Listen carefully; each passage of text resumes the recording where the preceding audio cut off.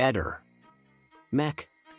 Pallister. Si utilizzerà un innovativo metodo di indagine forense per determinare con maggiore precisione la data della morte di Liliana Resinovic, sfruttando l'analisi del microbiota cadaverico.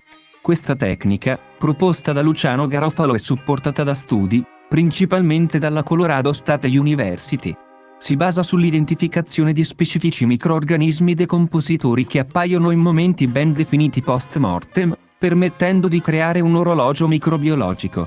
Il meeting tra i consulenti della procura e le parti lese, avvenuto a Milano sotto la guida dell'antropologa forense Cristina Cattaneo, ha evidenziato l'interesse verso questa metodologia, già in uso negli Stati Uniti e in Inghilterra, quale strumento promettente per le indagini forensi.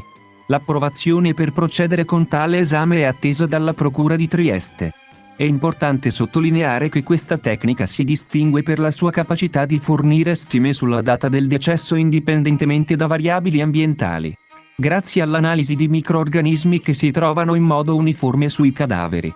Questo approccio rappresenta un significativo avanzamento nel campo della medicina legale, offrendo un nuovo strumento per le indagini su morti non chiarite.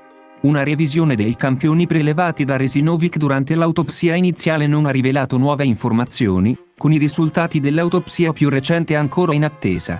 La decisione di esplorare ulteriormente la tecnica del microbiota evidenzia il desiderio di non trascurare nessuna pista investigativa.